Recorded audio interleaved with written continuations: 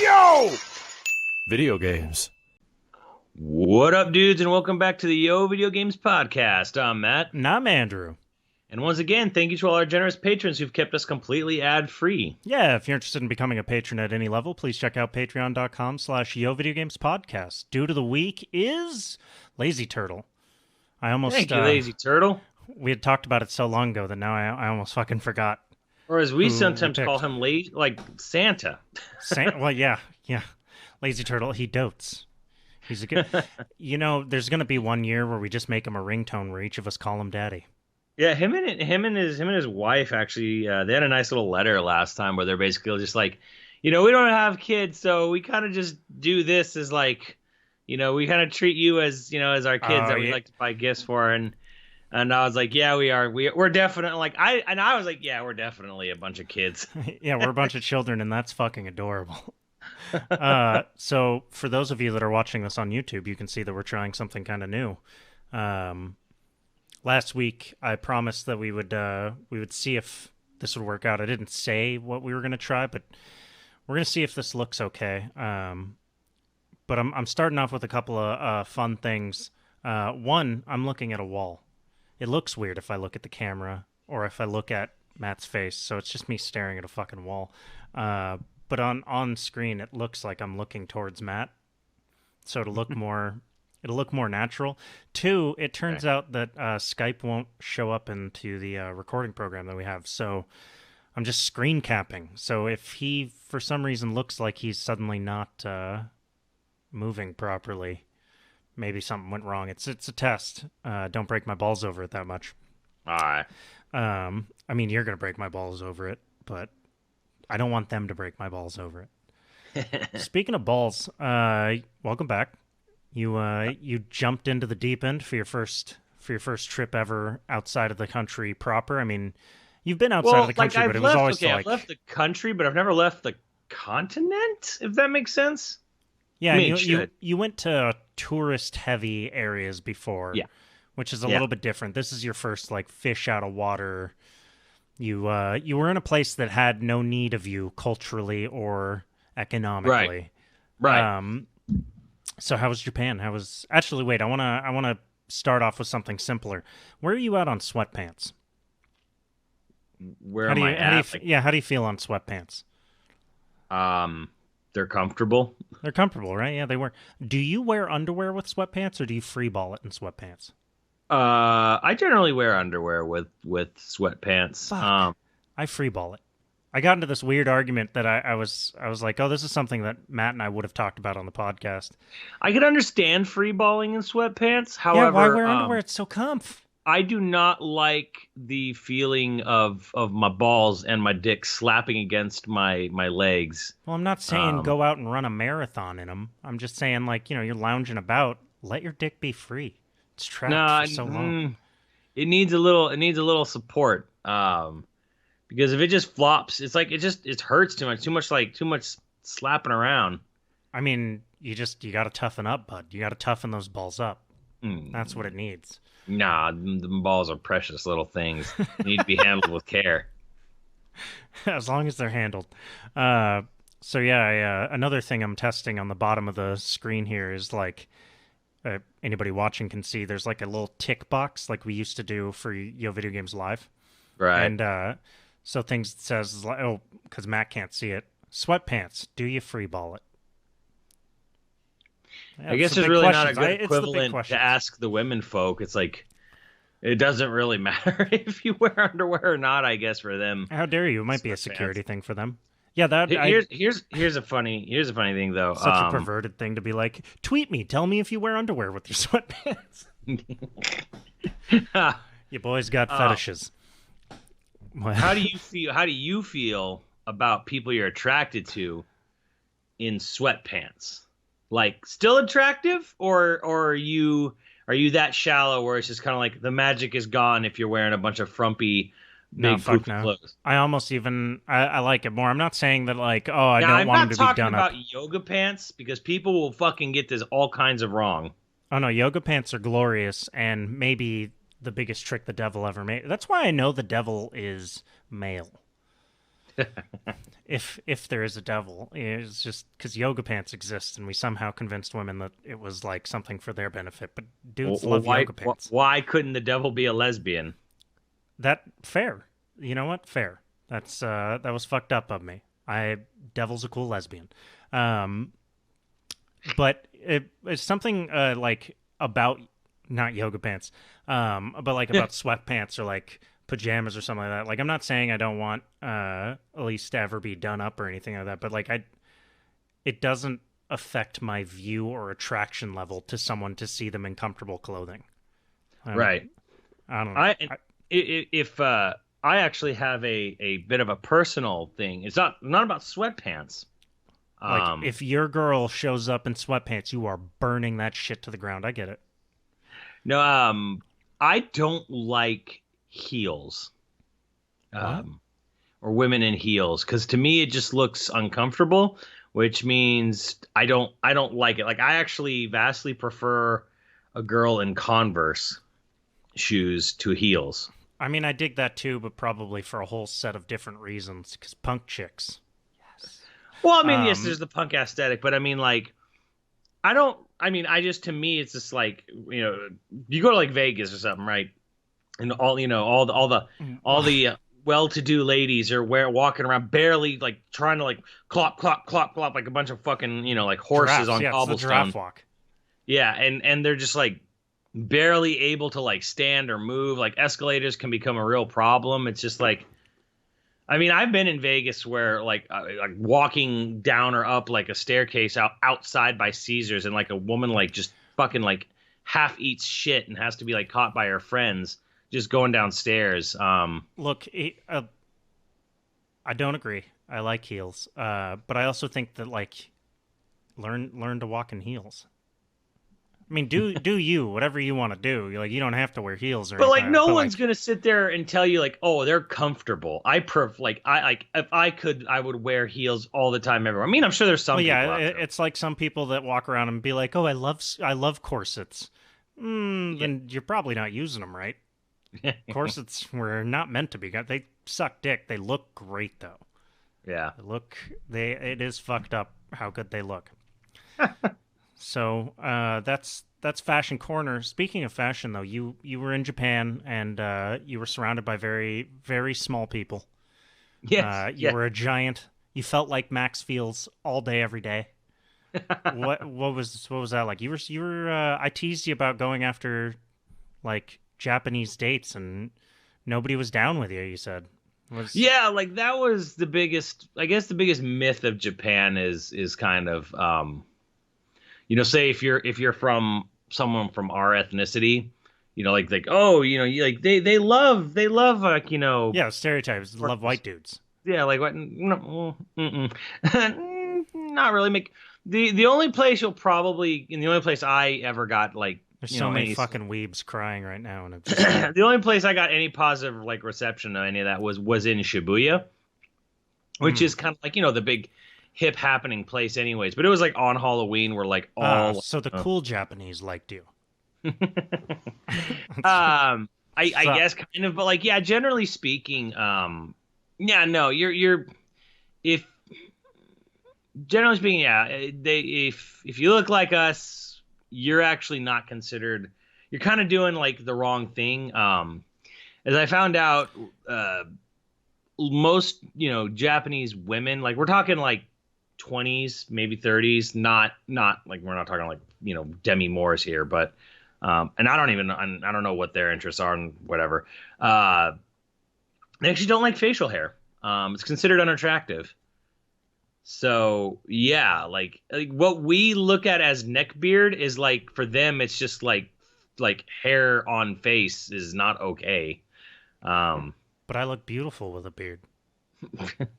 Well, you would say that. Most people in America would agree with you there, but like it was interesting because there was even a point where I was in a department store and there was one of the floors was dedicated just to a women's, like just a women's interest fandom, like it's where all the Kingdom Hearts stuff was, but Which I thought was, You I salty didn't make bitch. that decision. That was Japan, and that was the department store. That's what they decided. So don't get on my nuts for saying it's just for girls. No, I'm just saying it was interesting No, he's a where hater. all the Get on his Kingdom Hearts nuts. merch was in this one store. It was all in the women's section. Um, And right next to that was Sephiroth everywhere. Right. So this floor was full. It was basically like the nerdy floor for girls, right?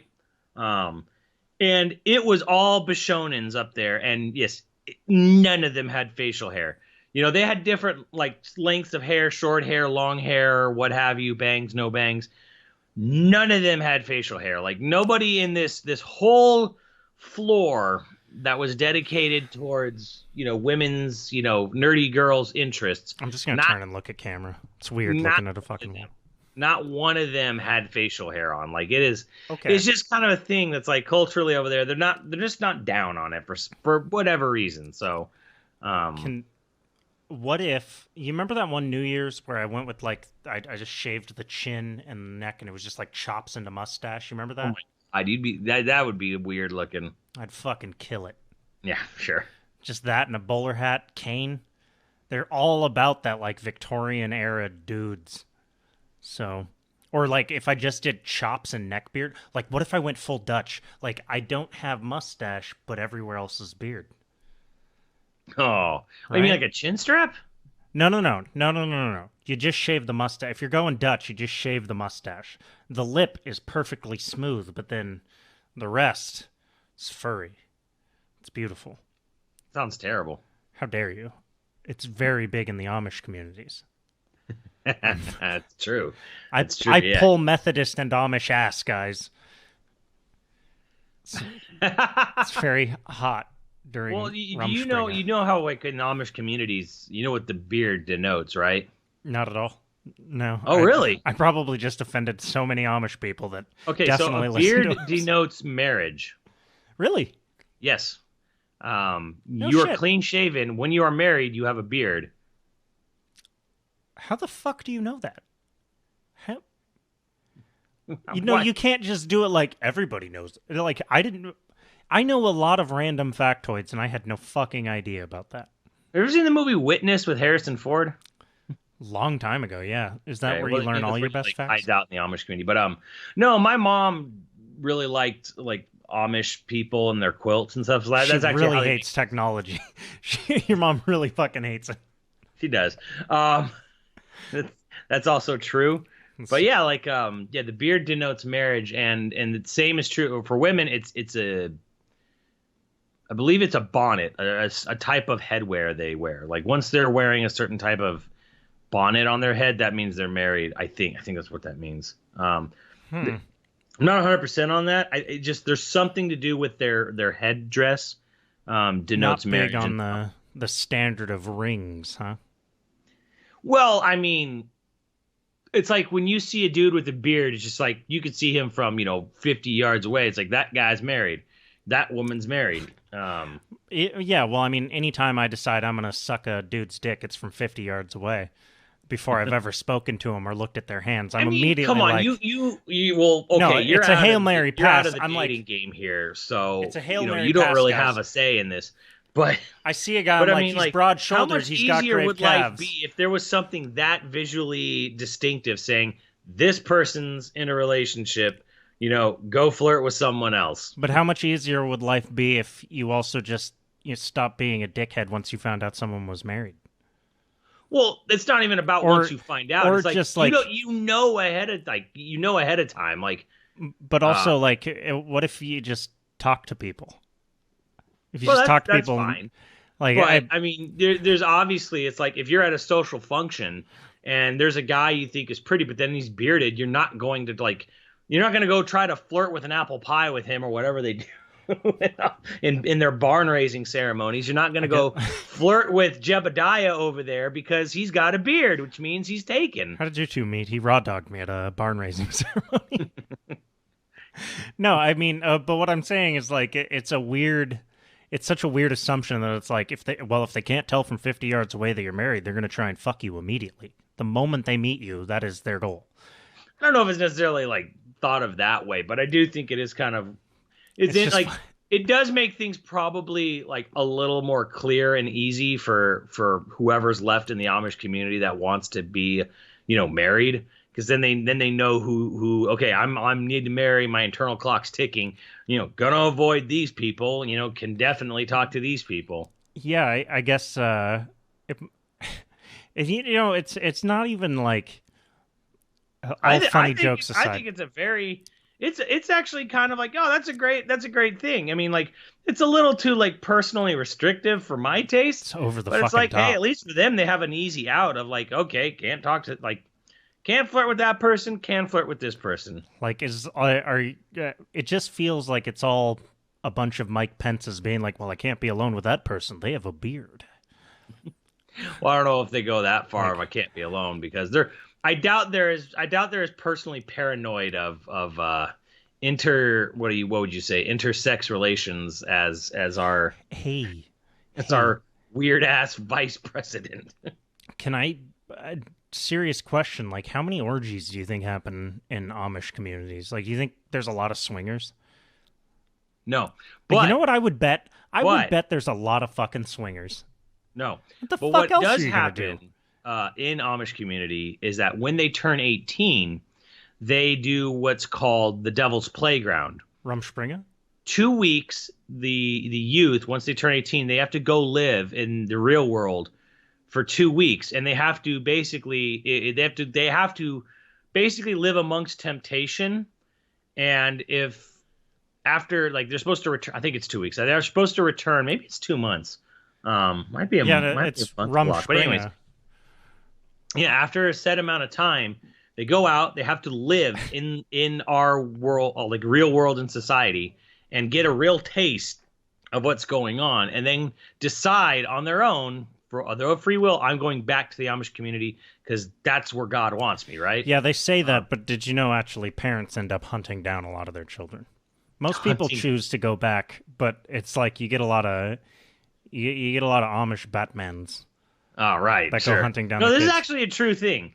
I know it is. I'm not. Which means that they probably go out and forever, whatever that block of time is, 2 weeks to 2 months, they probably do a whole lot of fucking. Get it all out of your system. I sort of bet that they don't. I bet they go out and like it's. They're boring probably as just shit. really awkward, honestly. Yeah, like you're not like going to house party. You don't even know where the fucking house parties like are. some people participate in No Nut November. They participate in no nut life Forever. That's upsetting. It's upsetting as fuck. No nut teenage years at all. So you got back from Japan and immediately had to go to work on a Smash announcement. Yeah. Like how many hours ago did you walk off the plane? I well, because of International Dateline, I got back yesterday morning. Oh no shit. Yeah. He didn't even call me. I didn't even call. Actually, no, I did actually. Here's the honest to God's truth. I actually called you. So, when my plane landed, I just wanted to text my my family, because I knew my mom would be like, freaked out or whatever if I didn't. And I kept getting these weird messages like, your wireless plan does not support this number.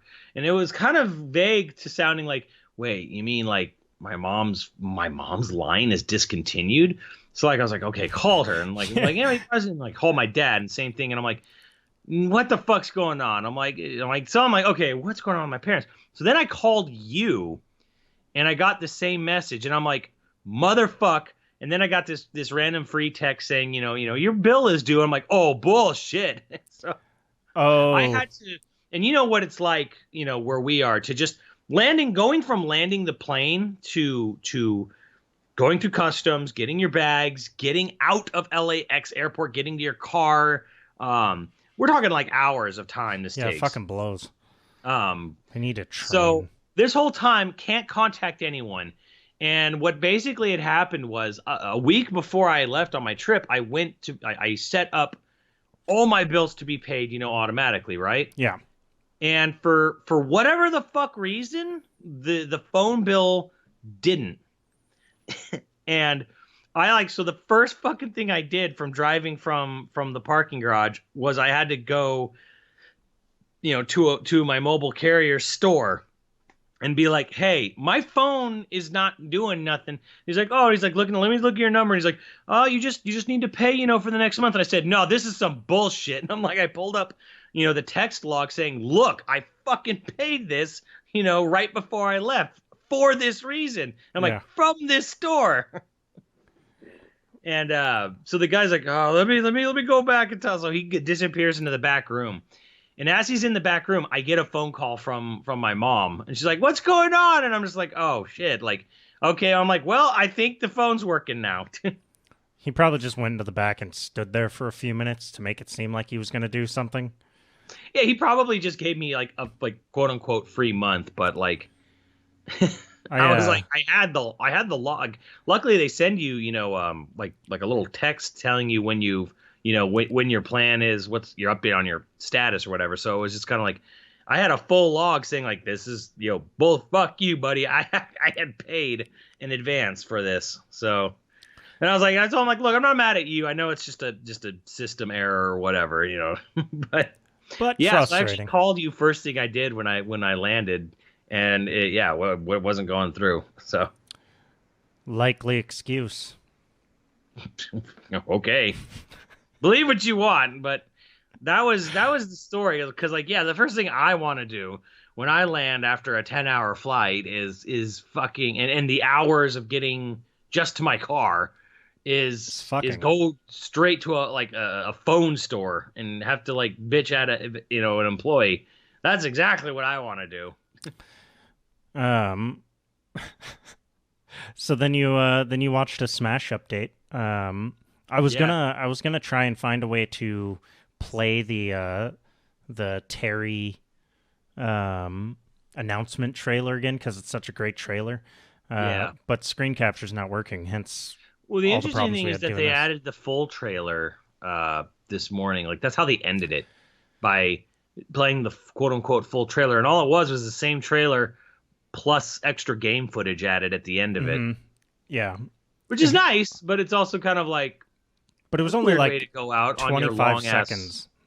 Yeah, it's a weird way to go out on your long ass presentation. It was I don't know about you. The funniest thing for me about this whole presentation was that they announced it, and I was at the fucking airport, and I'm like, "Oh God, Sakurai announced it." I'm like, 5 a.m. Fuck. I was like, okay, and well, your sleep schedule is probably fucking great right now. It was the opposite. It was great when I got there. And then right now it's actually all kinds of fucky.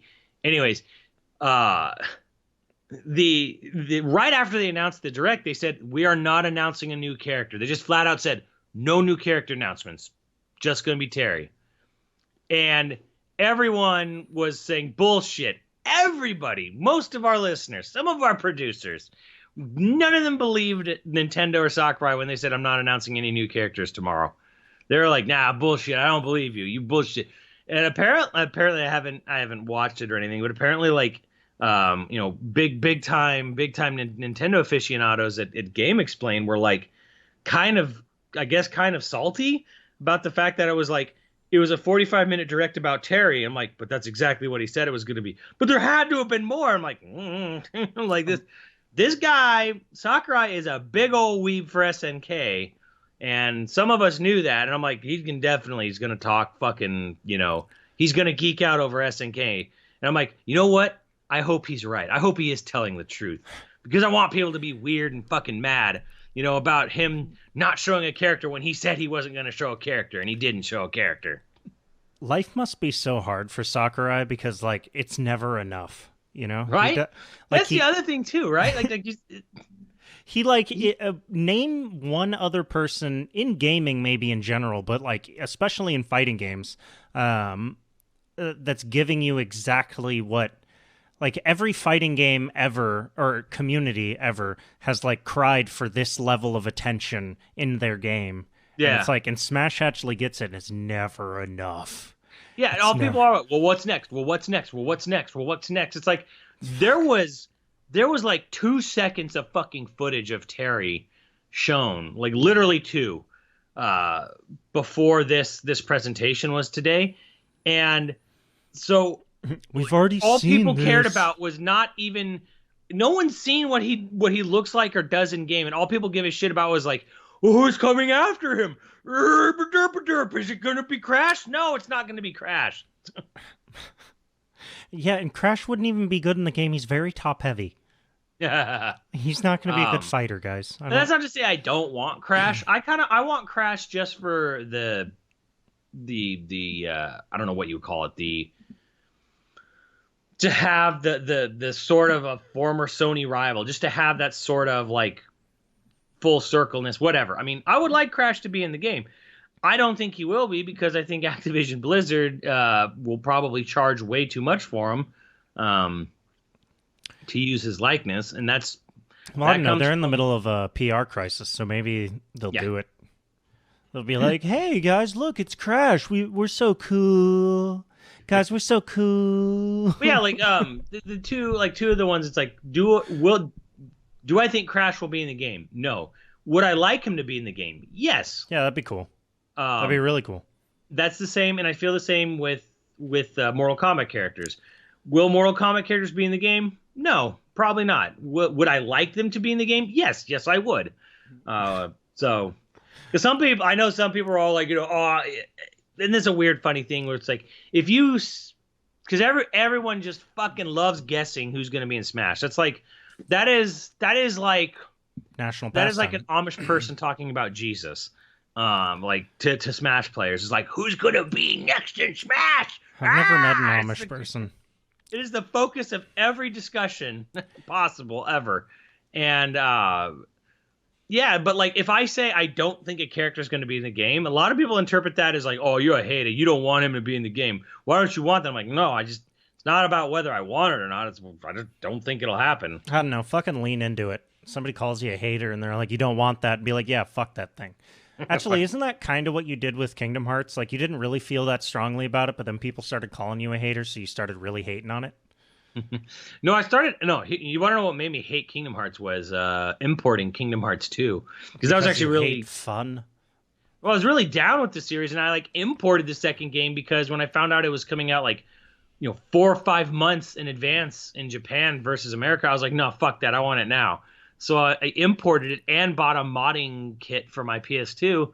And I beat the whole fucking game in Japanese, but afterwards it just kind of like sat back and it fucking hit me. The same thing that hit all these other Kingdom Hearts players after Kingdom Hearts 3. And I was like, this series sucks. It's nothing but wasted potential.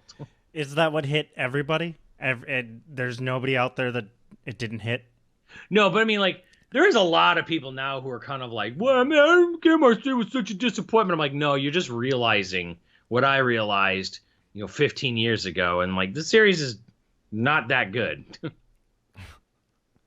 I don't think I watched the first Kingdom Hearts. Yeah. But otherwise, I don't think I ever played a Kingdom Hearts, and I kind of want to just to know. When someone goes like, this is going to suck, and you sort of just want to find out? It's not like Big Rigs Trucking, it's not like that. It's not even as bad as like 3D Sonic games. They're just to me, Kingdom Hearts is more of like this constant, like just a constant feedback or a constant presentation of wasted potential. Like, it's just constantly being disappointed, where it's just like, you have these properties, these characters, you have this great music, and you have this setup, which is great, and it's never fucking capitalized on the way it should be. It's always just this weird sort of, I mean, it's not half-assed in the sense like, yeah, a lot of time gets spent on the cutscenes and the animation and blah, blah, blah, but it's like, the writing is a particularly, like, really, like, just particularly terrible. The voice acting is weird and stilted. People talk in these weird short bursts, and there's always giant awkward pauses between dialogue. And it was like that in 3 even, all the way up to then. So it wasn't like, oh, it's just early PS2. I'm like, no, dude, like, even the game that, was it this year? Like, it came out this year or last year, whenever the fuck Kingdom Hearts 3 came out. Like, it still had all these weird, stilted, awkward dialogue, like voice acting and the script. The script is like, a special kind of terrible. Like it's like anime terrible, like level like 9 or maybe an 8. Like it's bad. Like What? A level 9. What's a 10? Like what's a 10 terrible? Because again, I haven't played it, so I want to know like what's like a 1 terrible? one terrible? One Like or what's one being the best anime script you can think of? Cowboy Bebop? that's not terrible at all, though. Or No, not but I mean, really. like, I'm saying, like, a 1 being, like, the not terrible at all, and 10 being the fucking worst. You're saying that 9 is what a fucking... Kiar's like an 8 or a 9 of just. I mean, like it started out as like maybe like a 6, But or what's a 7, and then it just kept getting worse and worse and worse. But what's the 10, like, what is a level 10 fucking terrible? That any like something that's like slice of life and has absolutely no meaning or direction, and that's probably like a 10 for So me. hentai. No, hentai's on hentai's not a terrible level. It's a what the fuck level. So that's hentai. when you were in Japan and you're all like, I'm gonna stop by this store again. Do you want me to pick you up any hentai? Yeah. Grade A genuine hentai is what you said. Yeah, that's what I just want to point that out. That I offered to get you some fresh, local grade A hentai, and you said no. Like what? Look, the argument we keep going back to is that like hentai's for the story. A lot of Yeah. people say, and I call bullshit. I don't remember you had a guy on one of your streams who was so totally full of shit. Like oh yeah, no, I totally do. Fuck you. No, you don't. Like oh, I finished the story after I nut. I don't think you're gonna. I don't No. think this is a winning argument for you, honestly. No, so what I'm saying though is that like if you're gonna buy me hentai, it's all in Japanese. I can't fucking read the story anyway. Right. So I was like, oh, you should just get me real like a porn mag. I mean, that's old school enough, I guess. Get me that. Like, you know what I feel about porn mags today is like, even if you found one, back in the day, if you had one, you would hide it. Now I don't even think I would hide it. I feel like someone would find it and they'd be like, why do you have pornography sitting out? And I was like, dude, this is vintage. Like, nobody has this shit anymore. It's like it's the vinyl of porn. You know what's Does funny? anybody buy porn mags anymore? No, but you know who? Like years ago, you know who was funny? That reminds me of. Reminds me of our one friend. Well, so sometimes because we'd go over to his house, every week, and he'd always generally be downloading something or whatever, right? And this was before he had kids, but there was a point where I was just kind of like, "Why are you downloading porn? You're engaged," and he's just like, "Oh, my wife knows," and she's just. Yeah. Porn's just good fun. It's good wholesome fun. he's like, good I'm like, wholesome really? fun. She's okay with it? Like, she'll be like, really, honey? And I'll be like, dude, she's taking on 5 guys. I have to see it. She just, apparently, according to him, she just like rolled her eyes and just like laughed it off or whatever. Jesus, I thought you were talking about BoJack, who I will call out because BoJack had a terabyte. BoJack's not ashamed of his fucking giant porn collection. I know he's not, and a lot of people in the community know who he is. He had a terabyte of porn before terabytes were commonplace. He had a terabyte of porn before gigabytes were all that common, honestly. Like, I'm talking about back in the day when, like, having a 250 gig hard drive meant you had, like, a big fucking hard drive. He had a terabyte of porn. I'm looking right into camera for this. I want you to understand. It was so much goddamn porn. It was, like, number one, on the internet, like, who keeps porn? There's always new porn. There's, like, so much new porn. Like, what the fuck? Like, and granted, yes, I guess you could say, like, oh, porn stars cycle so fast. Like, what if you could never find new porn of them? All right, I guess that's a whole other fucking problem if you've got, like, serious fandom for a porn star. But it just, a whole terrible, like, he had a raid system for it. Yeah.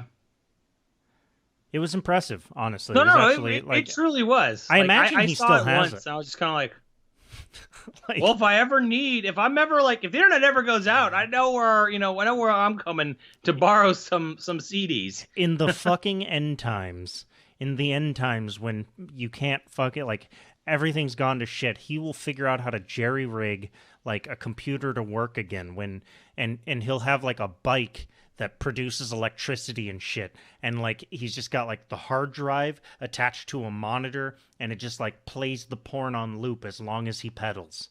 And that it'll be post-apocalyptic porno theater, and that is how he will be like a post-apocalyptic billionaire. At least he'll be in shape. He'll be in such good shape.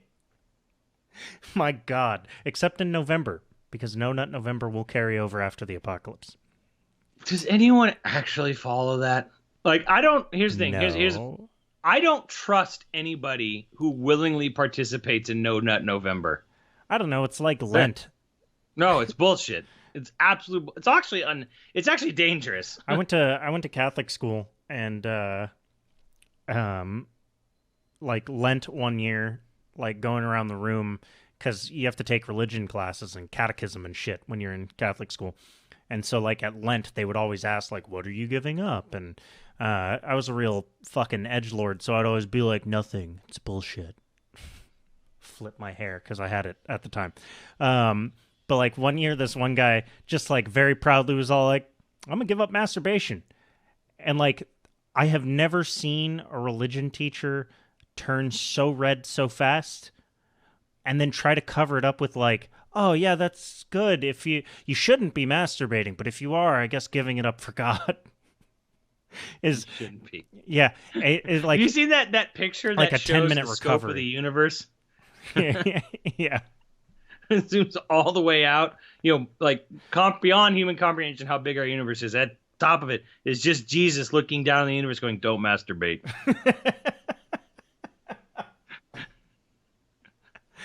Like when you really think about like how big the universe probably is, we're just probably some alien's nut drying on a couch somewhere, cosmically speaking. It's entirely possible. It's fucking Lovecraftian. I like to think of myself as an existential nihilist, and it's the most beautiful way I can look at life is that we're just like drying cum on some fucking alien's couch. Some alien's petri dish. like eventually we're all gonna die, and like the universe is gonna burn out, and it's just because the jizz dried finally. Or the carpet cleaners came in. So fucked up. So much go. I was actually telling this on my stream earlier. I actually didn't see. I only saw porn in two places in Japan. One was 4 stories down in Shibuya, and it was a general nerd store, and there was just happened to be some sections with porn in it. And then the rest of it was all in Akihabara. But Akihabara is a specific store, or is it like a place? No. It's a specific like district, if you will. So like a red light district. Yeah, it's not a red light district though.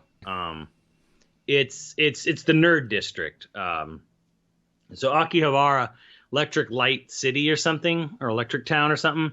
That's where all like just wall to wall nerdum stuff. Like you go everywhere around there, and it's kind of interesting in Japan because everything is built vertically. Every store is built vertically. Like they're compensating for something? Because they're out of fucking room, really. Yeah, I know. It's all right. But yeah, it's where like Super Potato is, like the big famous retro game store.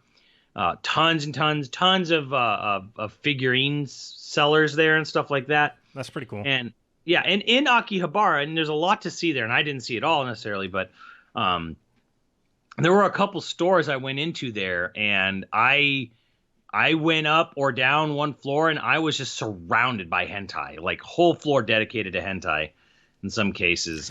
Did they like section it off by like series or stories, or did they section off by the type of sex that was in it? They actually did. They did. There was actually a part where we went to one store that was a little kind of like on the edge, like kind of far away, which was weird. It was like, and it was a bookstore, and it was 4 or 5 stories, maybe 6.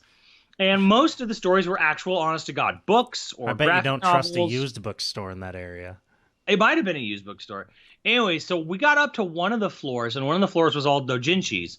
Do you know what a doujinshi is? I do not.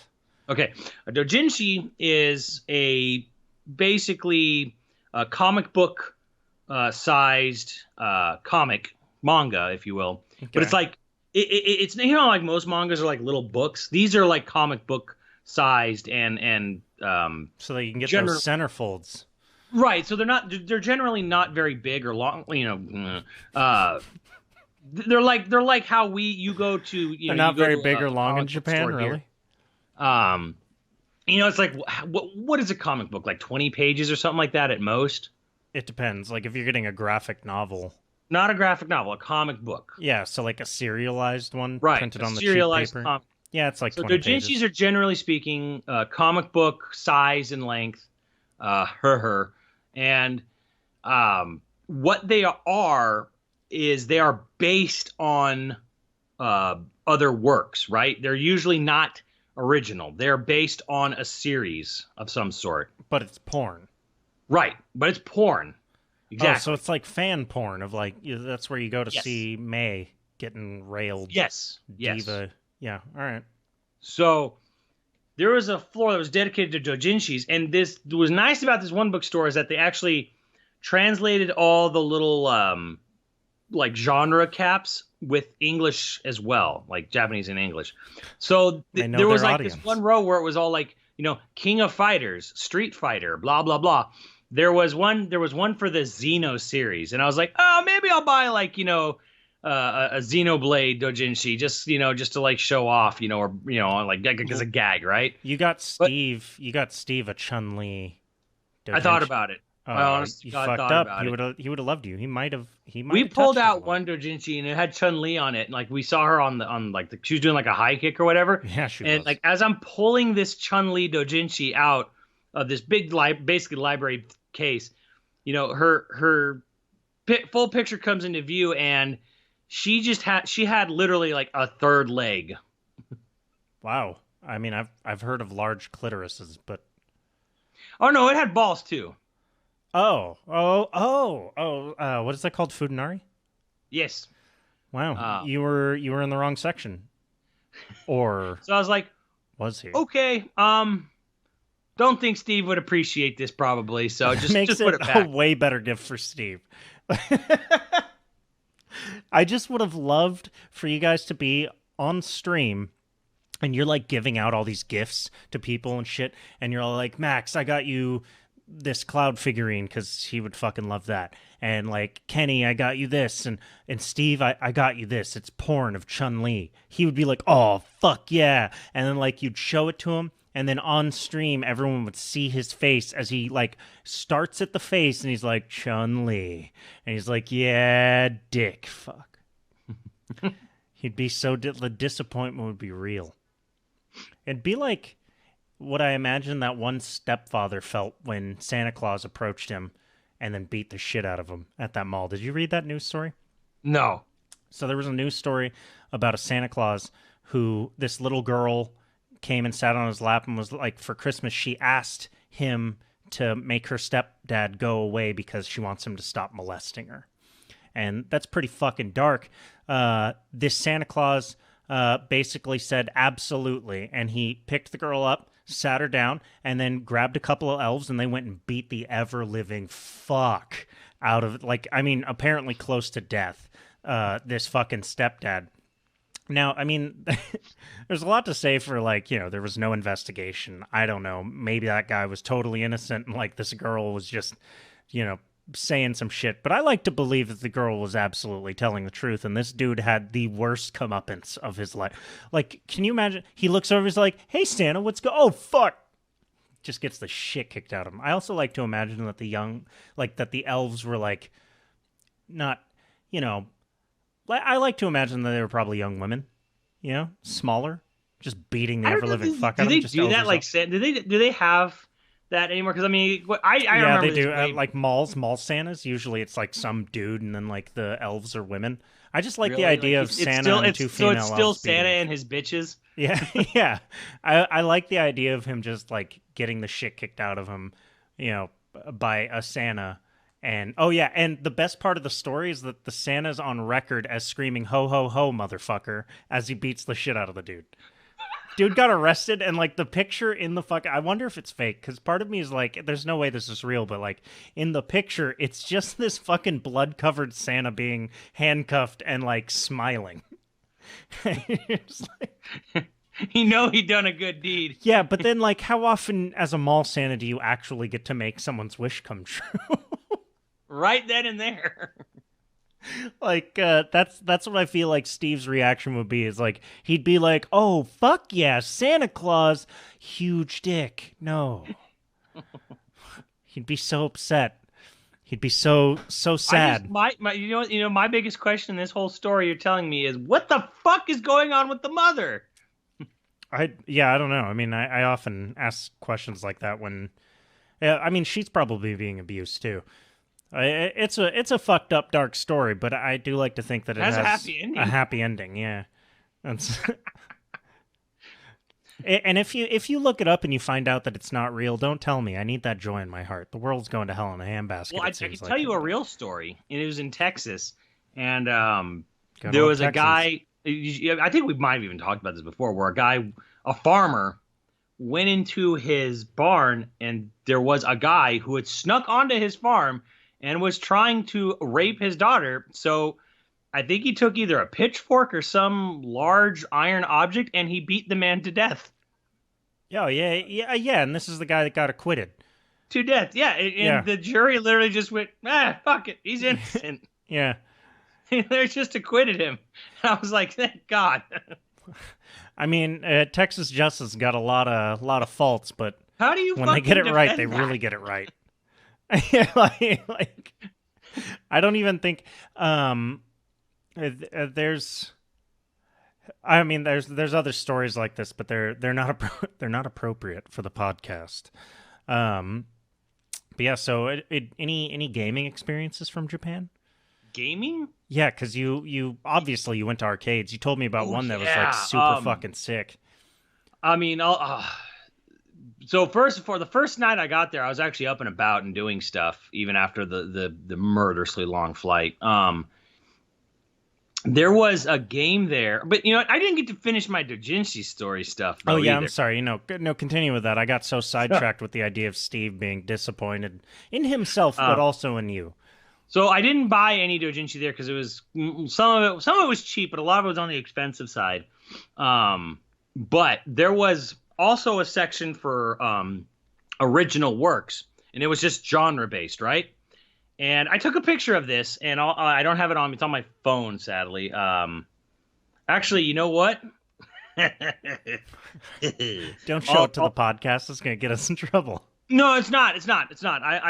Here's the thing. In Japan, if you go to a porn or a hentai section, you cannot take pictures. They have a sign that clearly marks in visuals like no cameras, no photos, no any of that shit, right? So it's very much a no to take any pictures of these areas. Nice. Which makes sense, honestly. Oh God, here. Okay, no, that's too far back. So yeah, I couldn't go there. And I was telling also my chat that there were some stores that very clearly marked, like, if you go to this level, no one under 18. Like even if you couldn't read it, you could at least see what it was saying, and like you can make out like, don't go up here if you're on no one under 18. I'm like, yep, that's a porn section, right? That's kind of surprising though. I thought aren't not they one of the weird all of countries the stores did that. Well, but I mean, like, isn't Japan's like age of adulthood or consent is like 13 or something insanely low? That's actually okay. That's also another weird myth, because that's like a federal thing, but there is not a single province county in Japan that follows that. Like, there's all some the weird county weeb out there rules, so upset like, right now.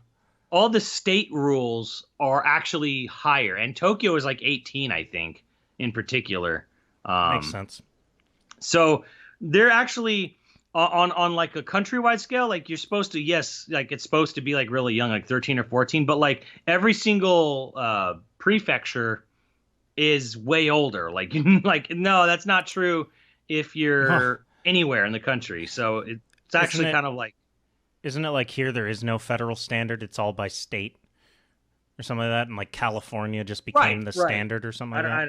Yeah, I think it is by state here. I don't even think we have a federal standard. But like Japan has a national standard, but every single prefecture is higher. Like the age is way higher. That makes sense. So here we go.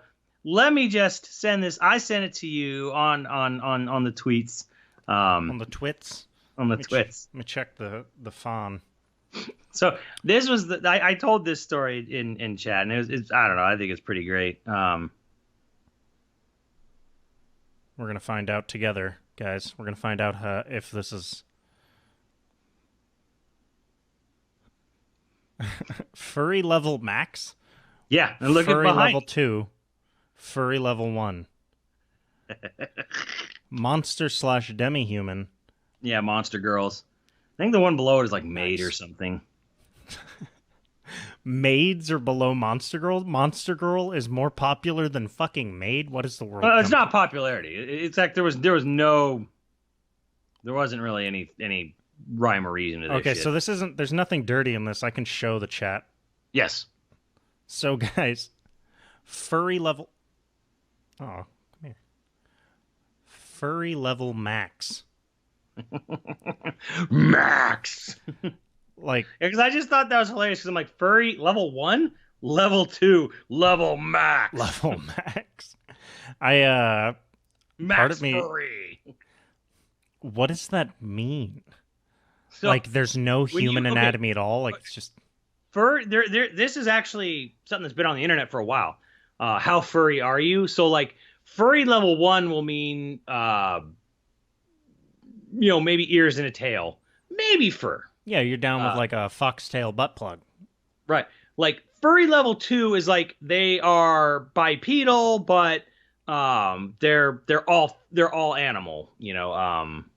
Like Fantastic Mr. Fox. Okay. That would be furry level 2. Right? You follow me along here? Yeah, I'm with you. I got it. Furry level max is straight animal. Like we pulled it out and it wasn't, but it basically you pulled it out and it just looked like a fucking porno of Lady and the Tramp. So it's just like bestiality. Pretty But much. It's not like humans fucking, but it's like two dogs fucking. Yes. Cool. Cool, right? I guess, like, I mean, hey, look, if it floats you, I guess. So yeah, not in that picture were all the other genres, and there was all kinds of there was like, teacher and this and that, and then there was only one other genre that had levels to it. I'll give you one guess as to what genre that would be. Was it Fuda? No, it was not Fuda. It wasn't like size of dick. They did separate this. There was Fuda, there was trans, and then there was one other one where it was like just like gender swapped or something. Like there was some other thing where like they actually were very particular about like this is Futanari, no, this is trans, this is that. Which was actually kind of like, okay, that's actually kind of cool because I know it can get, that can be pretty important to some people, saying like this is not trans, this is just a dick girl, I guess I'm just kind of ignorant as to what the differences are, but well, to be I think fair, maybe, I didn't know what Futanari was. Well, like until you Futanari guys is like probably corrupted me. taking a character that already like Chun-Li and just slapping a bunch of dick and balls on her. Which is, not the same as like real world, people. So That makes sense. Yeah. Yeah. So they actually had there's a bunch of very particular differences there. But so your guess was that. I mean, the other thing is like the CP stuff that is frequently in hentai. Oh, indeed. So yes, the don't know only what the other term genre is, that had levels was lolicon. Okay. Which was like, I don't even want to know what that lolly max is. Yeah, because there was 1, 2, and max. I'm like, yeah, that was kind of just like, man, how do you? As an American, I sit there and go like, how are you fucking okay with this? But I mean, it's a major cultural difference. Oh, well, it's not even really that major, right? There's plenty of people in America that are real into it, but it is something that's kind of like, oh fuck. I was just kind of like, it's kind of just like, it's they should have just called the levels. This is terrible. Woody Allen, and then gone up to Jared. End on Epstein is what you end on. Epstein, like Woody Allen, like Jared Epstein. I Little Jared. I have a friend that I used to do a podcast with. He's like really big into cybersecurity and stuff like that, and he has like a totally anonymous Twitter that he would post like cybersecurity and like hacking shit to. And one time he accidentally forgot, when switching between that to his like actual Twitter, he posted like a political thing about Epstein, and it for some reason sent all these people that were following that account, like cybersecurity enthusiasts, a lot of these people hang out on the dark web and shit like that, into a fucking frenzy over it. And he found it so strange that he decided to make his whole account just a like Epstein is still alive, like a conspiracy theory thing to troll him. And so like now there's an account out there where it's just he's got like Epstein's picture and he tweets as Epstein. Like, what the fuck? So, that's a lot of weird shit happens on the internet, and I guess a lot of weird shit happens. Well, Kenny had a pretty damn good joke last night in his stream where he was like, "Hey, what does Epstein and dirty laundry, or I'm sorry, wet laundry have in common?" It doesn't hang itself. Yep. Yeah. I was like, "Oh, that's all Kenny." over the webs, man. Like I'm like, wow, it was actually kind of dark for his dad jokes. Like usually he just has like lame dad jokes, but that one was like, woo. And then he had like a historical one about like the Leslie, what's her name, the hatchet murderer chick. He had a dad joke about her last. I appreciated that because it was historical. But so there was thinking about, there was a third place that had hentai in it. Another bookstore. There was one bookstore I went to, and there was just a chick in her 20s, just browsing the hentai section and then just pulling like books out and reading them like she was at Borders, and there was no mistaking it. She was just browsing and reading the fucking hentai, and it wasn't yaoi. It wasn't like, well, we have a weird necessarily. Relationship with porn here, so. Yeah, like it was just, I just thought it was interesting how like there was one point where I was like, no, there was like, and Max joked to me. He's like, oh, so when's the wedding? But yeah, like I was like, huh. And then like my friend who lives in Japan, he was saying that he actually on the trains one time saw an old lady reading hentai, like not just like a discuss, like she just page to page was just reading a full on hentai manga. Again, probably for the story, For the story, which just you like a refuse to accept. But it's true. You know what? Probably. Look, I'm just saying, like, if you're getting your rocks off with a story and stuff, you're not finishing the story after you come. You're just not. That's the part I don't believe. Like, no one's busting nuts and then going back and being maybe like, they watch the whole thing. And then they're like, okay, now, okay, got the story. So then they go back to the juicy parts and finish themselves off. Okay, one, I guess that means that you have a lot of faith in people's self-control. But what month is it? I'm just saying, like so what you're saying is, okay, they're gonna watch the whole hentai, all that fucking, and get to the story. Are they skipping the fucking? Or are they watching the fucking too? They're gonna watch it all the way through. They're gonna watch it all the way through. They're gonna read the whole book for the story. Willpower. Exactly. So you have a lot of faith in people's willpower, but and then they're gonna be like, all right, now I'm gonna bust nuts. Now I'm gonna flick that bean. I'm gonna get there. I'm gonna get myself going. Which were my favorite fuckings? Which one? I'm just gonna scrub on through to that moment. No, I don't buy it. I don't think you hunt. I don't think you go looking for hentai unless you're looking to bust nuts, and or what have you. bust lady Sure, nuts. but you do both. We're like, you're looking for a good hentai, what's got a good story. It's gonna do both. You know, it's gonna Are you ever watching a hentai and you get so engrossed in the story you forget to jerk off? That's a good question. That's Question only you, chat, can answer. yeah, I guess yeah. Figure that out. Tweet at me about that shit. That's He the wants stuff. you to tweet him. You heard the man. Yeah, no, I mean, I want somebody to like stand proud. More importantly, I want a verified human account. Don't hide behind avatars and shit like that. Like loud and proud. You come to me, and I will in the open on the Twitter. I will have a fucking back and forth with you all about hentai and whether or not it fucking you watch it for the story. You know, I guess it's easy for me because I'm pulling the line of like nobody watches that shit for the story. Mind you, I'm not trying to shame anybody for watching it. I don't really whatever gets you there, but You just don't buy the plots. I do not.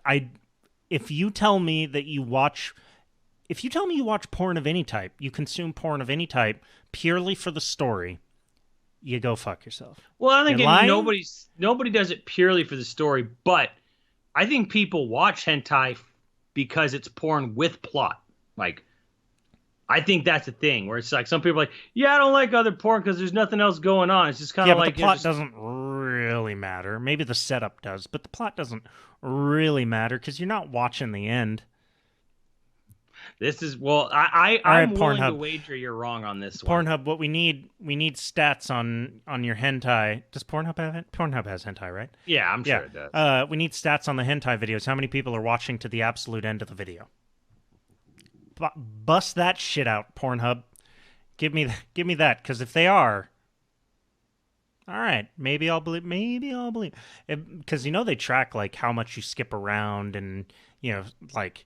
Just like YouTube does. Like who watches to the end, what's the long video, or how long does a video perform well, that kind of shit. If someone watches a long video to the end, that just means they fucking fell asleep or forgot it was running in the background. Just sticky bellies and out cold is what happened there.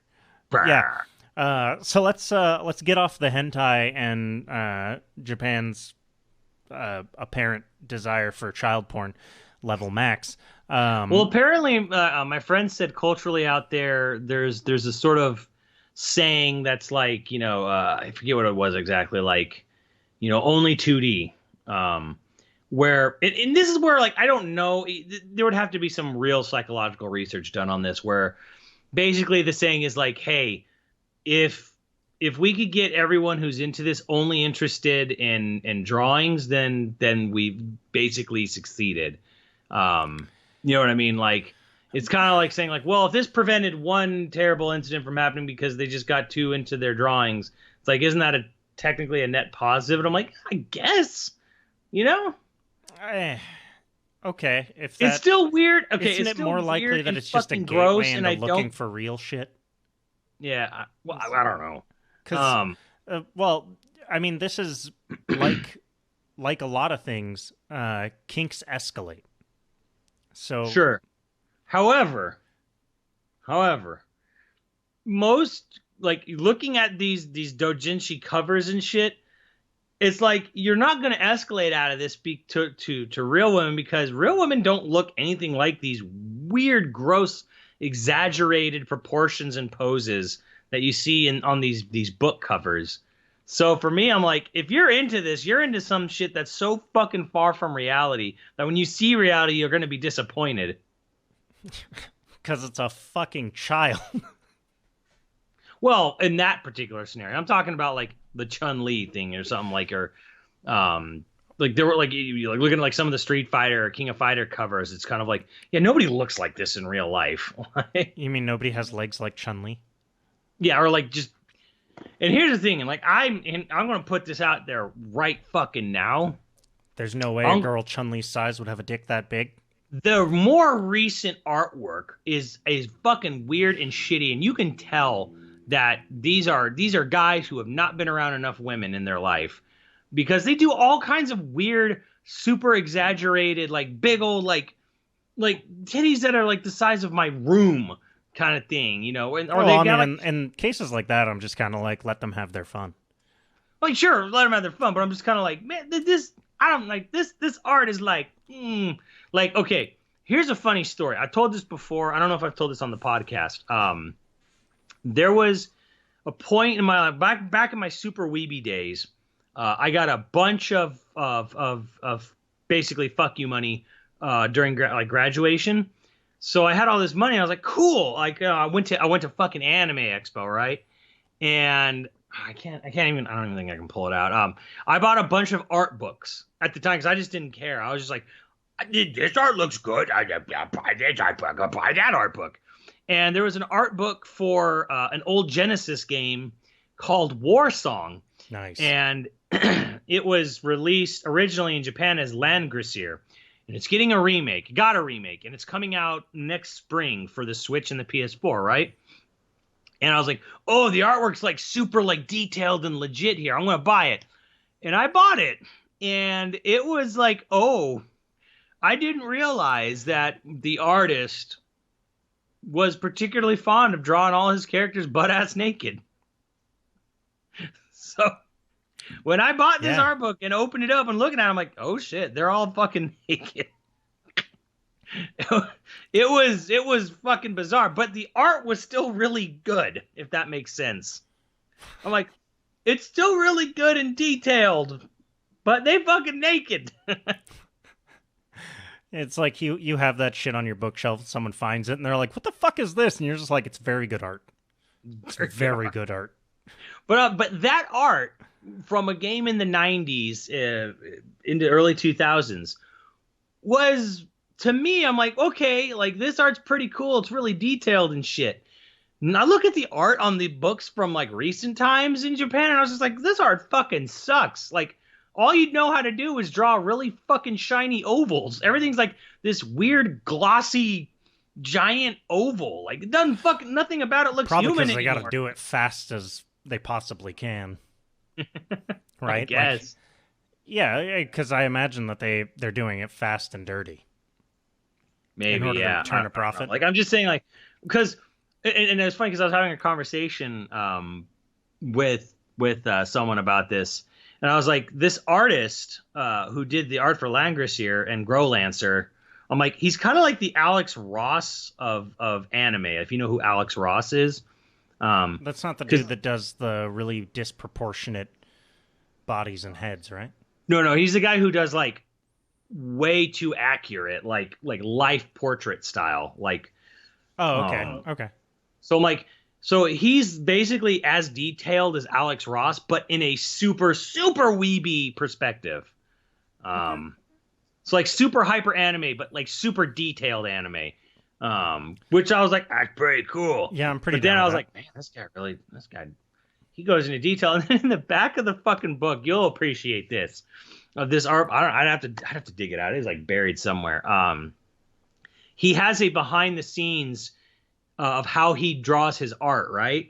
And he actually has a thing detailing how he designs his pubes, his bush, and how he layers it and draws it in and implements it. Okay. I was like, huh. He's a master of his craft. Master of his craft, yes. he would have been the star of Bush or No Bush. That's amazing. We should, if we ever get to bring back YoVideogames live, what we'll do is we'll get a bunch of his drawings for Bush or No Bush. We'll censor, like we'll use Photoshop to censor the graphic bits, and we'll just focus on the bush. Like just blurred out, just like everything in the picture's blurred out except the bush. Could be an eyebrow, could be somebody's bush. No, it's just a pink goatee. So we got to talk about the arcades because that's the thing. Yeah, all right. That and the temples. The first, like I was saying, the first night I got there, I was actually out and about, and we went to like Shibuya. And by the way, Shibuya is like my favorite town there. I love Shibuya. I mean, that seems right? I mean, Shibuya. Everybody loves Shibuya. I know several people who lived in Japan for a while, and it was fuck nuts on Halloween. But that was expected, I guess. It's fucking cool that they go all out for it. Oh yeah. Oh my God, yes.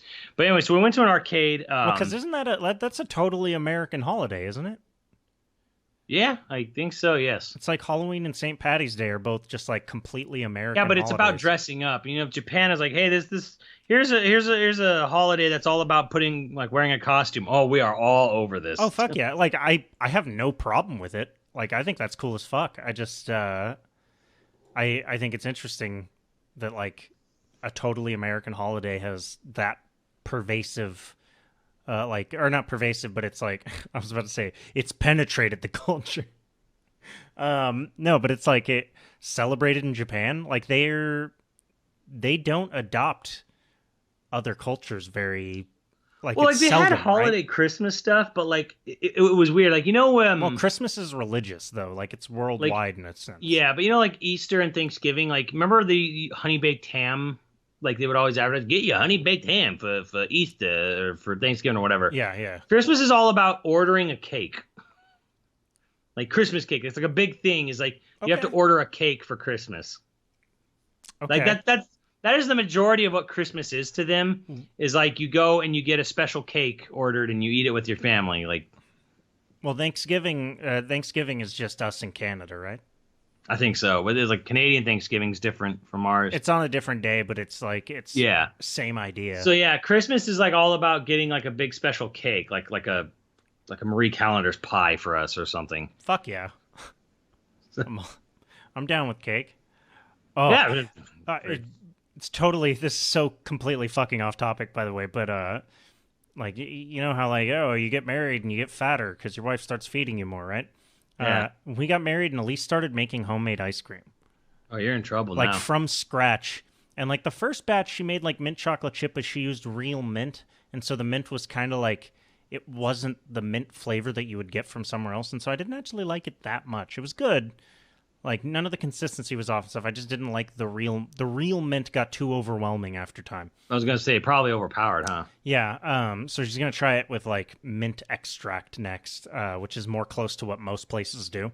Yeah. And then she made like this double chocolate that was like fucking amazing.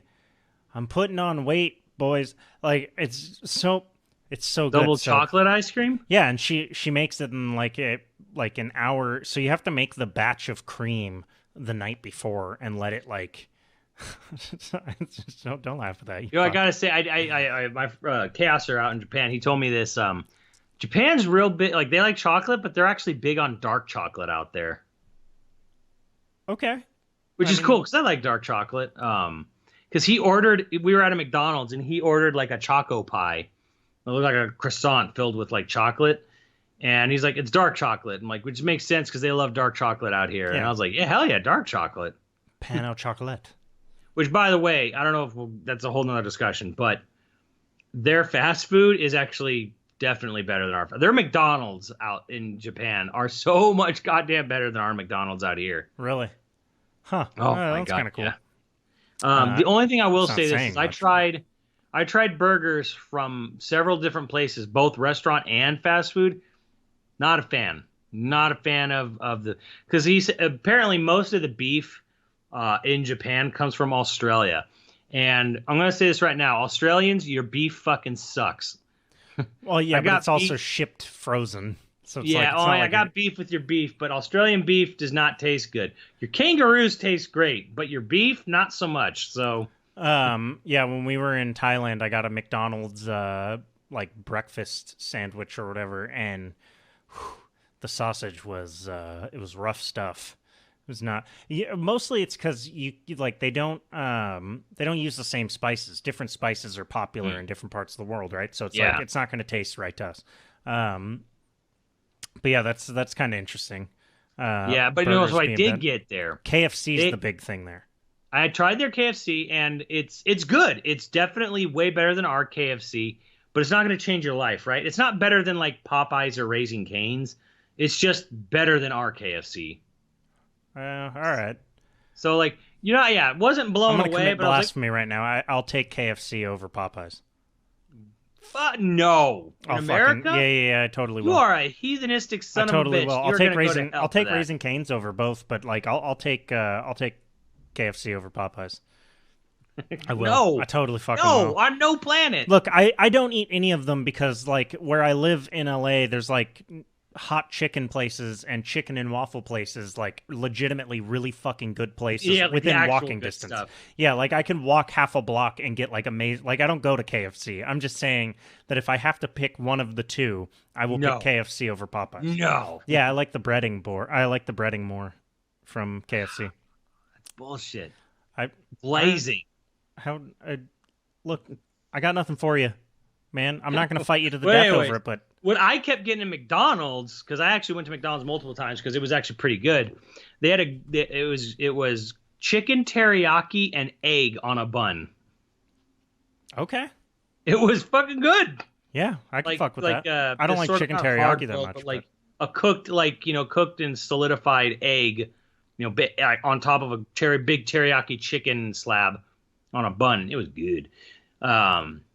I tried their pizza over there. Oh my god, it was corn and mayonnaise pizza.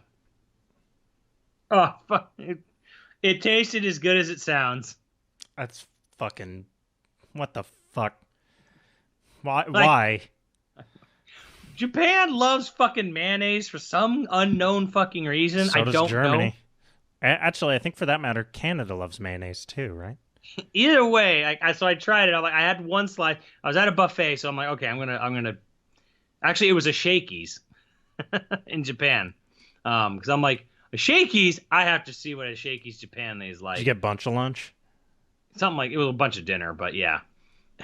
And I'm like, okay, I will try one little slice of corn and mayonnaise pizza. It was exactly as it sounded. Like, I mean, I'm proud of you. I'm proud of you for trying it. I probably would not have. I want to put that into perspective. You would try all kinds of weird, bugs. fucked up seafood, but you wouldn't try corn and mayonnaise pizza. I've eaten Just a bite. fried fucking bugs. Fried grasshopper tastes like potato chips. Okay? Yeah. I would not eat mayonnaise. There's only one thing that I eat mayonnaise on, and it's grilled cheese. And that's really just to grill it, and you probably don't want to slather it on there either. No, but it just does a better job than butter at what butter does on it. So, there's not a fucking chance I'm gonna try. Corn. Yeah, no, Mayonnaise. no. I mean, I know corn is like all American and shit, but I'm not doing it. I'm not doing Good. I'm just telling you right now, it's not good. it. Okay. Obviously you don't like sushi, so you didn't go get. But did you do ramen? Yes. I mean, like, what local food did you have? Like, where? So we tried like a local ramen place, which was a little rough, because of the language barrier. But it turned out to be like a dipping ramen style. It was still good. Well, how fucking? It's something that I talked about with like travel, especially when you go to a place that isn't highly touristy, or at least you're in an area that isn't highly touristy in the country you're in. Like that fish out of water where there's a language barrier and you're like, you don't fucking belong here. That might be one of the most valuable experiences any human can have, especially if you're, like middle class, or well, I mean, frankly, if you're white, right? Yes. If you're white from America, you're going to have an experience that like you just don't fucking have.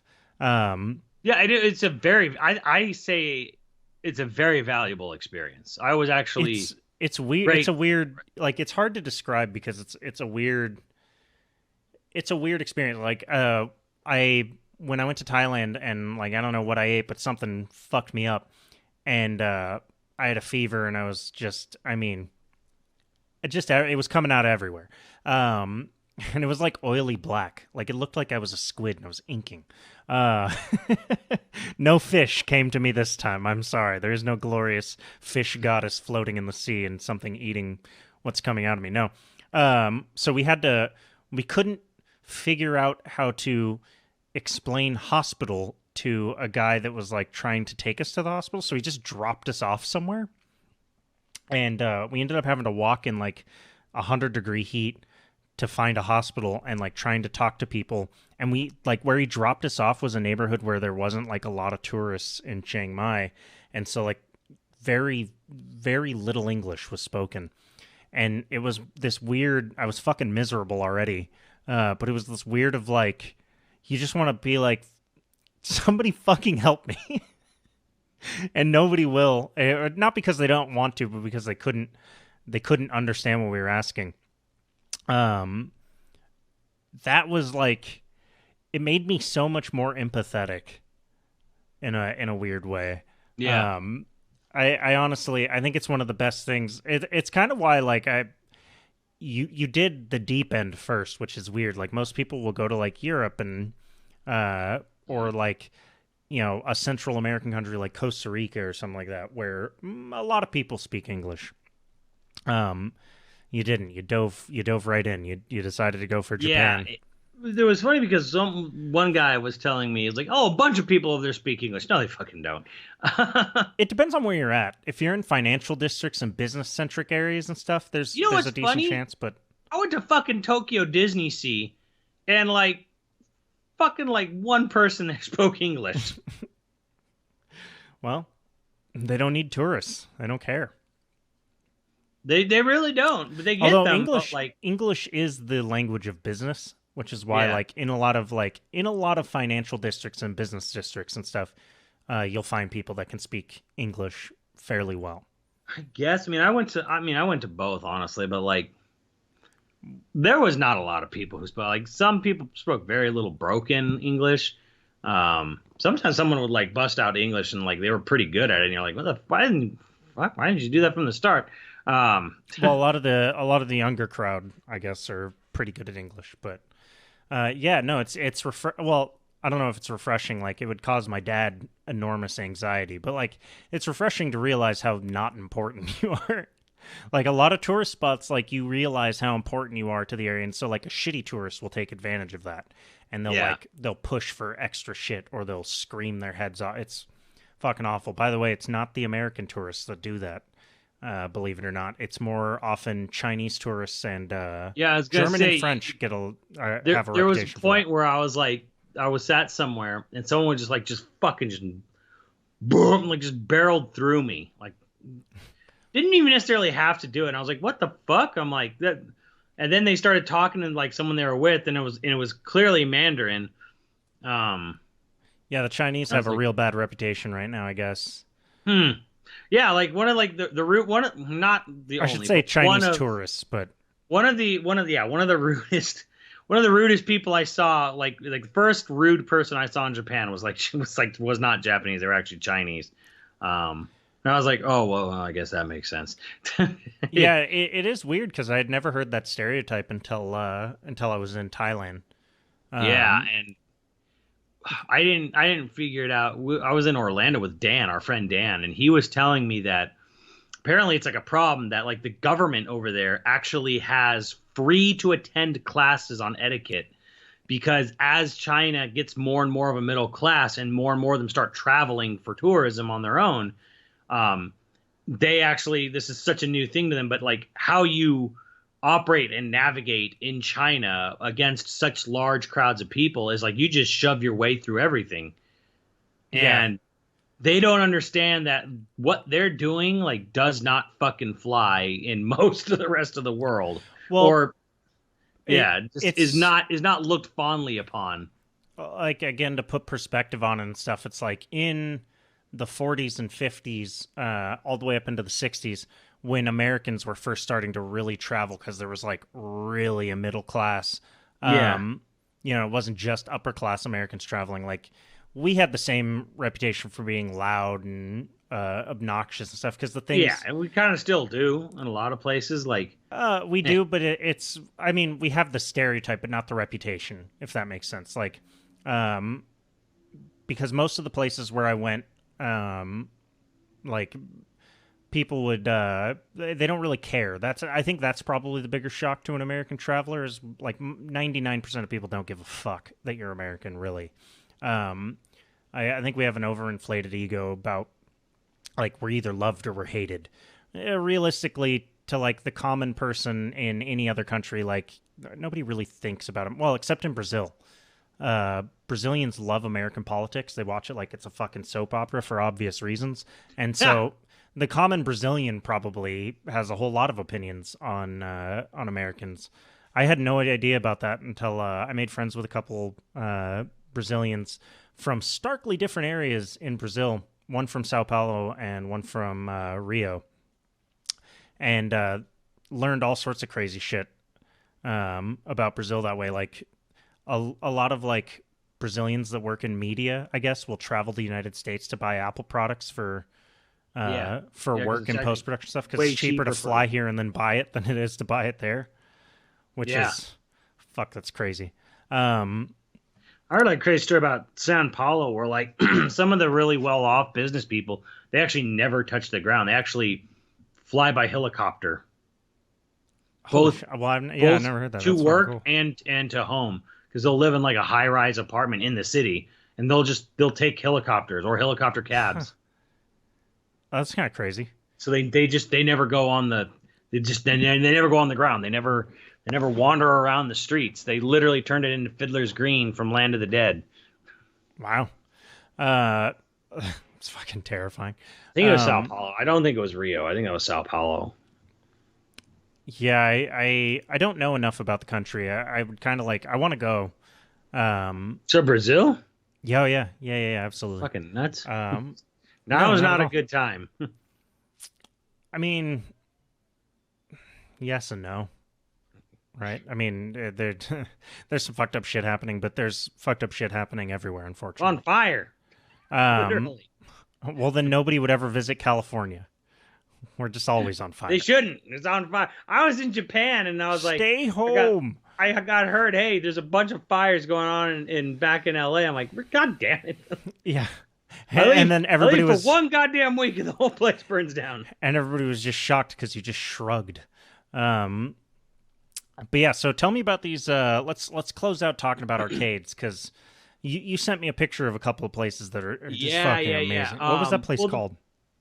The one. Which one? Because you said one was closing that had like really amazing. Yes, one is closing on. It's really depressing because it was the best arcade I went to out there. The Kawasaki Warehouse. Kawasaki Warehouse? Yeah, because it's in Kawasaki and it's called the Warehouse. But it's a model scale replica of Kowloon. Not really model scale. It's meant to be like Kowloon. So, and we've talked about the walled city Kowloon before. And like, was it like in relation to Shenmue? Yeah, it's in Shenmue too. Yeah. But yeah, like, so the guy who made this giant 5-story arcade, he modeled it to look like Kowloon, and he actually went to Kowloon right before it was completely demolished, and he grabbed like posters and some signage, and he hoarded it, and he used it in this arcade. That's fucking cool. Yes, like when you go in, there's 3 entrances on the bottom. There's the street entrance, the handicap accessible garage entrance, and the non-handicap accessible garage entrance. The street entrance is cool because it's like just like this big steel door, and it automatically opens, and then you have to go into a little hallway, and it's basically like a foyer of like a tiny one.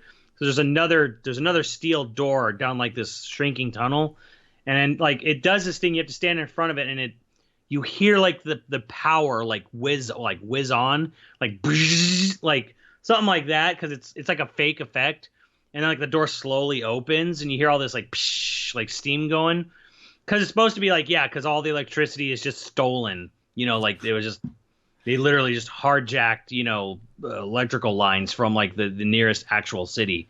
And I would love that for like a Ghost in the Shell or Blade Runner. Yeah, it looks very, very like cyberpunky, but like really dirty cyberpunk.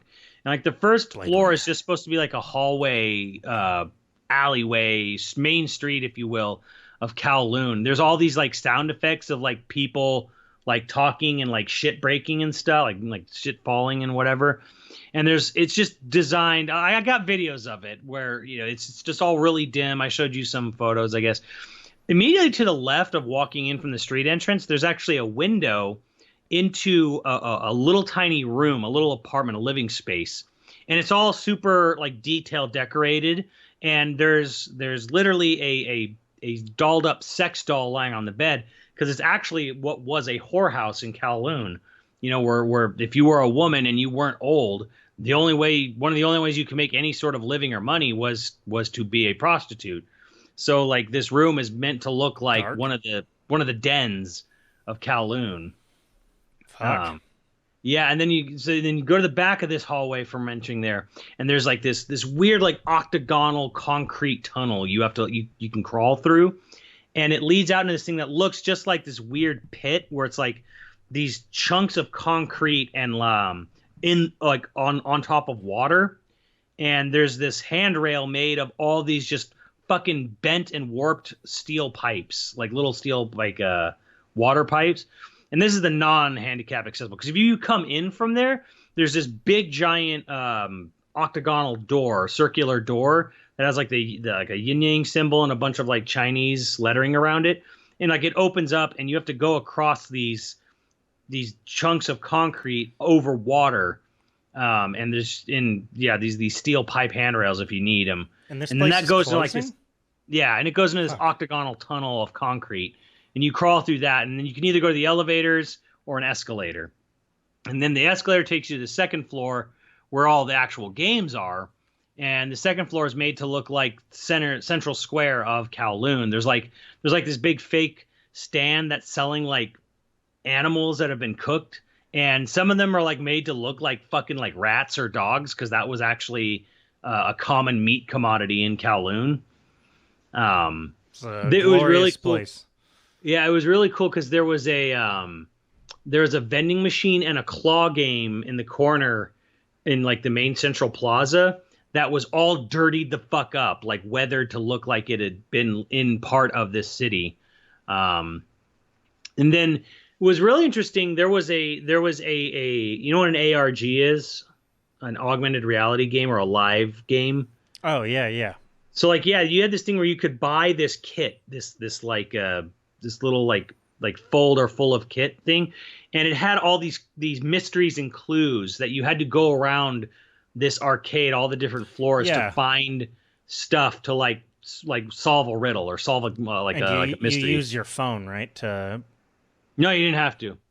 Oh, okay. Because at E3 this year, we saw something like that where it was like they send you a little box and you build it out. Like you use the box to like build stuff out in your room, and then you solve mysteries and stuff like a escape room using your phone to do augmented reality and shit. So they were doing that for like the last couple months of this place's existence. And like when you first get up the escalator, it's all like classic games like Outrun and Space Harrier. They had Street Fighter 1, like the original Street Fighter 1 with like the big giant buttons you had to punch. They had a DDR section, stuff like that as well. And then if you go basically you go up the escalators and you basically pull a U-turn. And so like you have the big Kowloon City Square, which looks really, really authentic and dingy and like fucking fucked up. And behind that is like a whole bunch of claw games, and they also had a bathroom next to the claw games, and it looked all dingy and grody as fuck, right? And you go into the bathroom, and the sink is just this big trough, and there's those old like four-way metal like metal spigots. You have to like turn those, and like one of the pipes will start draining water, and the soap is just this soap in this little like netting rag, and you just like rub your hand on this rag thing and then turn on this spigot of water. Like you have to like authentically wash your hands, like you're in like a third world, and it's all dingy. The mirrors are all fucked up, and like the urinals are all fucking dingy and fucked, and it looks like what you would think it would in this setting. And then you go all the way past the claw games into the back, and then there's a whole bunch of like those little Astro cabs, little sit down. All the fighting games are back there, like tons of fighting games back there, and some beat 'em ups as well. So that was pretty cool. And then you go to the third floor, and it's a little bit nicer, kind of like there's like this sort of like fake pillars and shit, and that's where the shmups are, the shoot 'em ups, and It's where all the gambling pachinko is on the 3rd floor. And And how then many you go to floor? the This 4th. was fifth, 5 floors. You said. Yeah, that was the 3rd floor. 3rd floor is mostly gambling and some really, really old shoot 'em up machines. But they tried to make it less dingy. But what's cool on the 3rd floor is you can go on the balconies of the center, the Kowloon like Central Plaza area that you first come up to on the 2nd. So you can like look down and get like a better view. You can see into some of the apartment buildings where they've micro detailed like, you know, what's it was like these people had like just like these boxes or containers built on top of each other that they lived in. And like they have all the like super details. You can kind of take pictures of it and stuff. And then you go to the 4th floor and there's like this big fake fucking Roman statue up there. And the 4th floor is full, like really big. It's got ping pong, it's got darts, it's got pool, like billiards. It's just a big non video game room, rec room on the top floor. That's pretty cool. I'm sorry, the 4th. The 5th floor is not accessible by an escalator at all. You have to go into the elevators to get to the 5th floor. And the 5th floor is really weird because it's got like this weird like Panzer Dragoon like hallway you come out into, like carved out of rock kind of thing. And a lot of weird stained glass windows. And there's a cafe up there. There's a newsstand up there, just a browsing. 2 internet cafes and a manga library that you can go and just rent. And then like everything's very, very, very nice. So as you escalate by floor, it gets nicer and nicer and nicer. And you need to get to the 5th floor, which is only accessible by elevator. And it is like super pristine nice. Wow. Like as if you were the king of Kowloon. And the internet cafes are crazy because you rent like a big giant cubicle. And they even have little cots inside the internet cafe computer cubicles that you can actually take a nap in and shit. So, and this place is closing. Yes, that's sad. Apparently, That's there's a sad. dispute. It's more of a dispute with the landlord, I guess.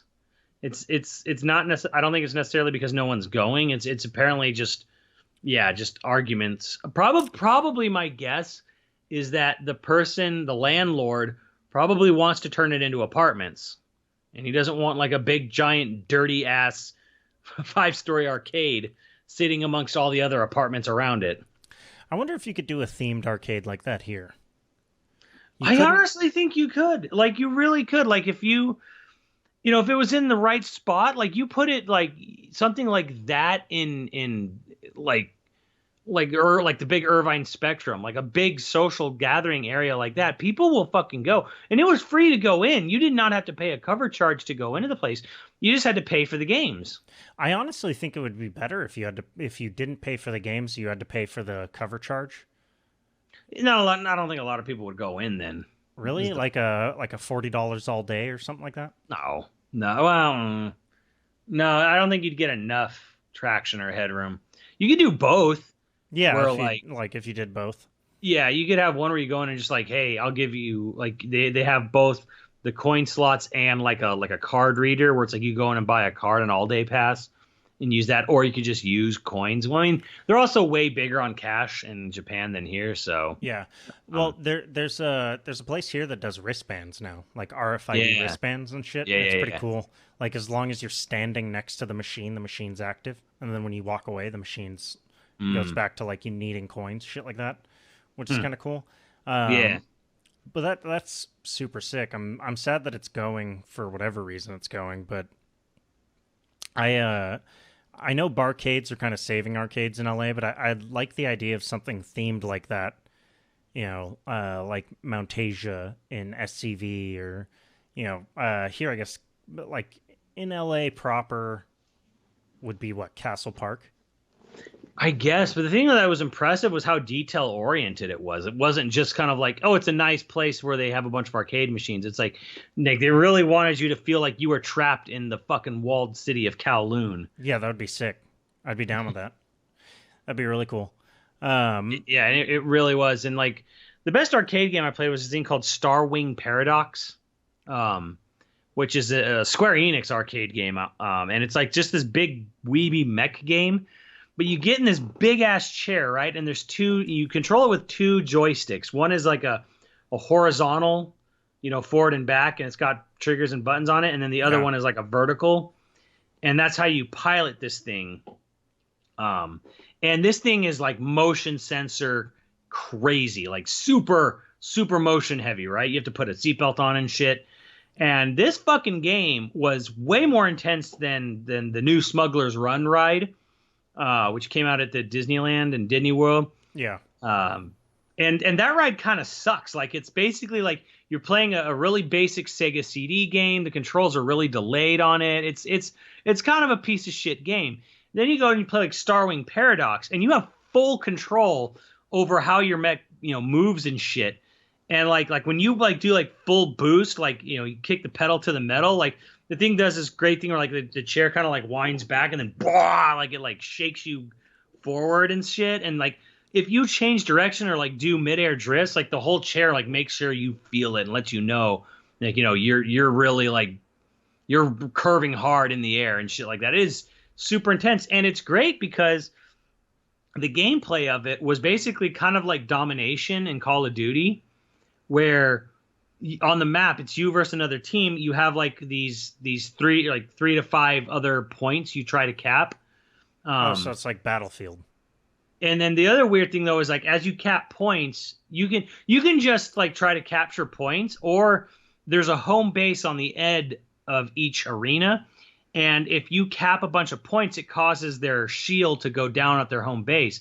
And there's like this big crystal that gets exposed. And if you blow up that crystal, you win the game. And it's online awesome too. So when you're playing this game, they'll be like, you'll see like 4 of them in an arcade at once. But you can jump on the game and it will look for other arcades all around Japan online using the internet and find connection and it'll fill in CPUs if it doesn't find enough players. And you're basically playing against real people online. There's a whole ranking system. There's a ranking system to this fucking game. There's a weapon system. There's a customization to your mech. You can make your mech look different colors, put different heads and legs and arms and butt rockets on it and all this shit. Love butt rockets. Yeah, you have to get what's called like a Nessica card. A lot of arcade machines in Japan will let you use will use this. Basically, they make memory cards using RFID. Like a lot of games use like a memory card system. I think I actually have it on me since we're on camera. So, yeah, you have like a little Nessica card, and hell yeah, that's sick. It's just a memory card. You just like when you start the game, it'll tell you at one point to like put it in front of this blinking light, and it reads your data. And it'll actually a lot of Nessica cards will work across different games. Is it weird that I wanted it to be like the Sony 8 megabyte? Like you just slot it in and shit? Yeah, nah. It uses like, RFID or whatever.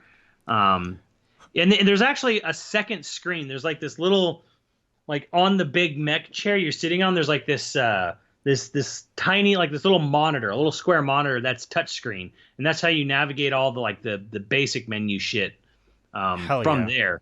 Like, so you're typing it in and there's like, okay, get ready for the big screen in front of you. They even do that, and it's crazy too, because when you pick the game, you can choose a waifu or a husbando to be like your partner. Did you choose waifu or husbando? Oh, I went with a waifu for sure. How dare you? Fuck you. And what?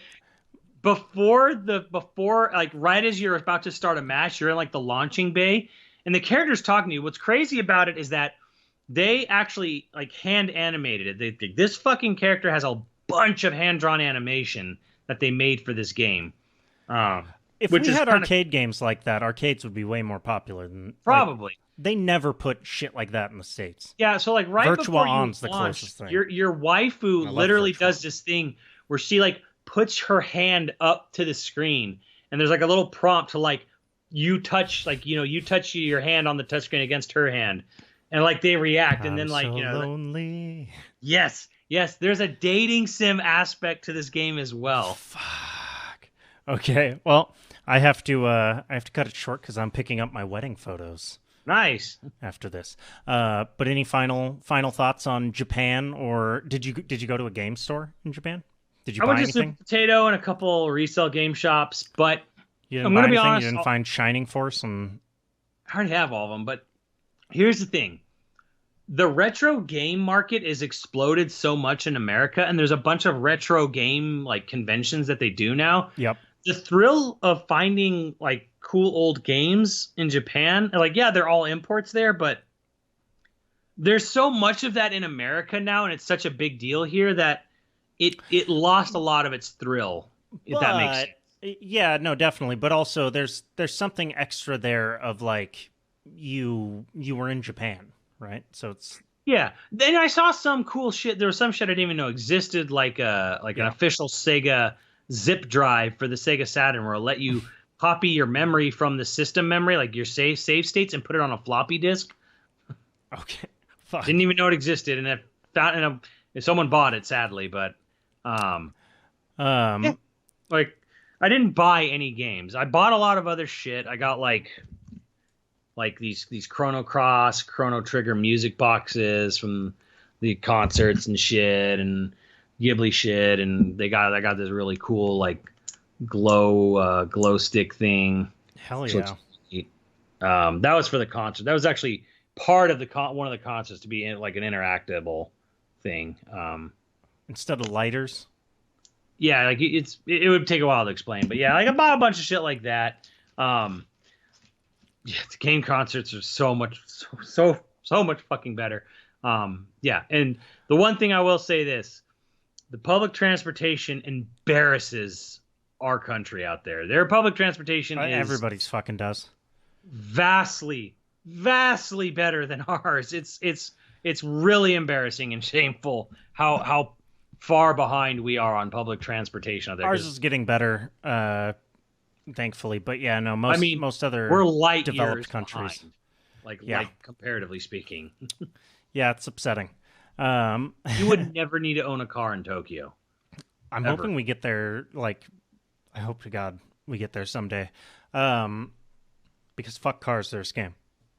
So, if you're watching the video on YouTube and you like this, you want this to be a regular thing, and you have suggestions as to possibly how to improve it in this style. Can't guarantee that we'll be able to execute on those suggestions, but I am down to read them and see if I can implement them. But otherwise, as always, we have producers to thank. And oh yeah, don't forget to go on Twitter and welcome Matt back. I mean, I have the Twitter handles on the video, but as always, you can find me at Funk Machine, PHUNKMACHINE, and you can find Matt at Doom Assist Me. And of course on his Twitch, which he's going to be getting back to streaming soon, I imagine. Yeah, I mean, I streamed this morning because I had to, but yeah, Assist Me Doom. I did a couple streams out in Japan, which was nice because I was able to do it, but yeah. Yeah, everyone thought I was streaming from a bathroom. Like, are you streaming from inside? I'm like, no, this is my hotel room. Yeah, the toilet's just next to the bed because they like convenience, guys. God. Everything is tinier out there. Everything is tinier and way more compact out there. So, as always, I've got producers to thank. If you're interested in becoming a producer or a patron at any level, please check out patreon.com/YoVideogames podcast. Dude of the week was Lazy Turtle, and our producers for this month are Brooklyn, D-Fran, Rasputin's Dick, Captain Piddles, Miles Uncharted, Heavenly Booty Bandit, Gigas Cronus, LCL Mayhem, Online Persona, Top 35, Hockey Kong 64, Screwnami, M Ninja 21, and Ziggy Z. Thanks, dudes, and we'll see you next time. Later, dudes.